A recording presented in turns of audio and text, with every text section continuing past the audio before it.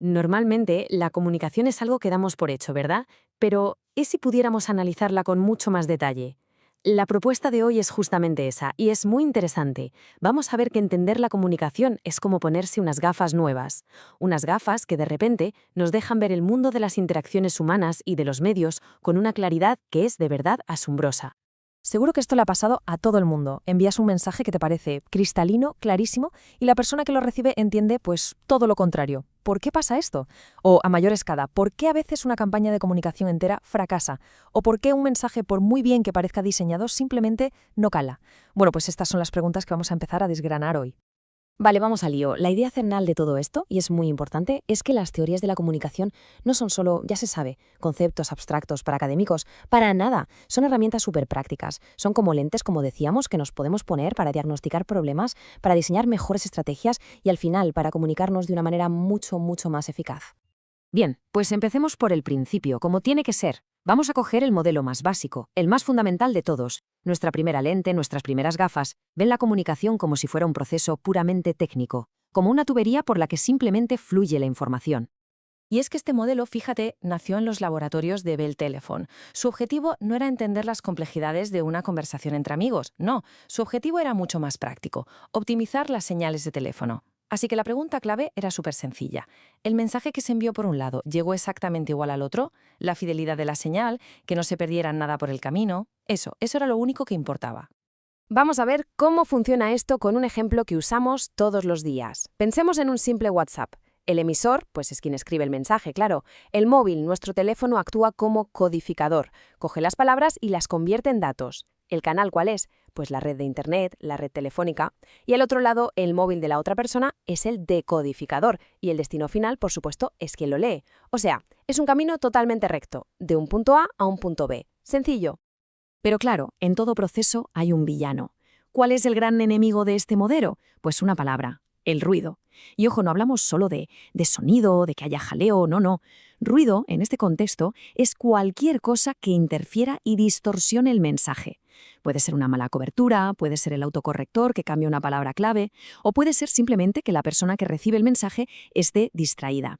Para este modelo, la misión número 1 es, por tanto, eliminar todo ese ruido. Muy bien, ahora toca cambiar de gafas. Dejamos a un lado esta visión tan técnica del mensaje y su transmisión y vamos a poner el foco en algo clave, la persona que lo recibe. Porque, ¿y si esa persona no es un simple buzón pasivo donde llega el mensaje y ya está? A ver, el modelo lineal es útil, no vamos a negarlo, pero tiene una limitación enorme. Ve a la audiencia como un simple objetivo, un receptor pasivo. La siguiente teoría que vamos a ver le da una vuelta de tuerca a todo esto, porque se hace una pregunta que es muchísimo más interesante. Y aquí está el giro de guión, el cambio fundamental. La pregunta ya no es ¿qué efecto tienen los medios en la gente?, sino que se invierte. ¿Qué hace la gente con los medios? De repente, esta teoría nos coloca en el centro como usuarios activos, con un propósito. Somos nosotros quienes elegimos qué ver, qué leer y qué escuchar. Y la pregunta es, ¿por qué elegimos una cosa y no otra? Pues muy sencillo, para satisfacer necesidades. A lo mejor vemos las noticias porque tenemos una necesidad cognitiva, queremos saber qué pasa en el mundo. O nos ponemos una comedia para liberar tensiones después de un día duro. O entramos en redes sociales para conectar con gente, que es una necesidad de integración social. ¿Se ve la diferencia? No somos dianas pasivas a las que bombardean con mensajes. Somos usuarios que buscamos activamente una gratificación. Vale, hasta ahora hemos visto el proceso técnico y la elección individual.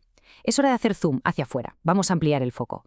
¿Cómo influyen los medios, ya no en una sola persona, sino en la percepción colectiva, en la de toda la sociedad? Esta idea que vamos a ver ahora es, sin duda, una de las más potentes en el estudio de la comunicación. Es la idea de que los medios funcionan como un gran foco de atención. Al decidir qué noticias van en portada y cuáles se quedan en una esquinita o directamente no salen, están literalmente estableciendo la agenda. Nos están diciendo cuáles son los temas importantes de los que la sociedad debería hablar. Pero ojo que la cosa se pone aún más interesante, porque hay dos niveles en esto. El primer nivel es bastante directo. Los medios ponen un tema, digamos, la inflación, en el centro de todo. De repente todo el mundo habla de la inflación. Ese es el sobre qué pensar. Pero luego viene el segundo nivel, que es el framing, el encuadre. Y esto es el cómo pensar sobre ello. ¿Cómo nos presentan esa inflación? ¿Se enfocan en las decisiones del gobierno o en factores del mercado global? Ese encuadre, que a veces es súper sutil, cambia por completo cómo entendemos el problema.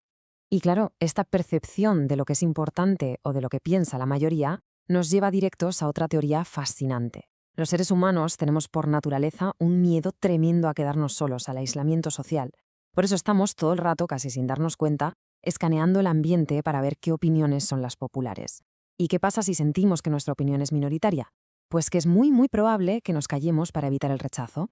Y esto, claro, crea una espiral. Las opiniones que ya son mayoritarias parecen todavía más fuertes, porque las minoritarias se han callado. Se silencia la disidencia. Y con esto llegamos a la última de nuestras gafas, y quizá la que tiene el enfoque más amplio de todas. Vamos a plantear una pregunta radical. ¿Y si la comunicación no se limita a describir la realidad que ya existe, sino que es la propia comunicación la que la crea? Esta idea es potente. Pensemos un momento en conceptos como éxito profesional o matrimonio. No son cosas que se puedan tocar, no son objetos físicos, son ideas, son constructos que hemos creado entre todos, colectivamente, a base de conversaciones, de historias, de películas y, por supuesto, de los medios. Son reales no porque existan en la naturaleza, sino porque todos nos hemos puesto de acuerdo implícitamente en que lo son. Este proceso se puede dividir en 3 pasos, que se ven muy bien aquí. Primero, la externalización. Alguien o un grupo crea una idea o una norma. Vale. Después, la objetivación. Esa idea, poco a poco, empieza a parecer algo objetivo, una verdad que está ahí fuera, como si siempre hubiera existido. Y el paso final es la internalización. La aprendemos, la asumimos y la integramos como parte de nuestra forma de ver el mundo. ¿Y cuál es el motor que hace que esta rueda gire sin parar? La comunicación, por supuesto. Claro, la siguiente pregunta es inevitable. Si la realidad se construye, ¿quién se beneficia de que se construya de una manera y no de otra? Aquí es donde entra la teoría crítica, que nos pone unas gafas, digamos, un poco más escépticas. Nos obliga a preguntarnos, ¿los mensajes que consumimos cada día nos invitan a pensar por nuestra cuenta o más bien a conformarnos? Esta teoría sostiene que la llamada industria cultural a menudo produce entretenimiento muy estandarizado, que sirve para distraernos y para reforzar el sistema actual, el status quo, en lugar de animarnos a cuestionarlo. Bueno, hemos hecho un buen recorrido, ¿eh? Hemos visto la comunicación como un proceso técnico, como una elección personal, como una forma de moldear la percepción pública y hasta como la mismísima creadora de la realidad. Ahora lo que vamos a hacer es juntar todas estas gafas, todas estas lentes y meterlas en nuestra caja de herramientas. Y aquí está la clave de todo. Lo importante es entender que cada teoría nos da una pregunta diferente. El modelo lineal se pregunta, ¿llegó bien el mensaje? La de usos y gratificaciones, ¿por qué la gente consume esto? Agenda setting, ¿por qué hablamos de este tema y no de otro? La espiral del silencio, ¿por qué hay gente que no se atreve a opinar? La construcción social, ¿cómo hemos llegado a creer que esto es así? Y la teoría crítica, la más incisiva, ¿a quién beneficia este mensaje? Así que, al final, la verdadera maestría no consiste en casarse con una sola de estas teorías y defenderla a muerte, no. El truco está en saber cuándo hay que ponerse cada par de gafas. Un buen análisis de cualquier situación podría empezar por lo técnico, luego pensar en por qué la audiencia elige ese mensaje y terminar con una reflexión crítica sobre el poder que hay detrás. Se trata de tener una visión, integral. Y así cerramos el círculo. La próxima vez que se esté viendo un telediario, navegando por una red social o simplemente en una conversación intentando que un mensaje llegue claro, todas estas herramientas van a estar ahí, disponibles. Así que la pregunta final que queda abierta para la reflexión es esta. Ahora, con estas nuevas gafas puestas, ¿qué cosas se pueden ver que antes simplemente eran invisibles?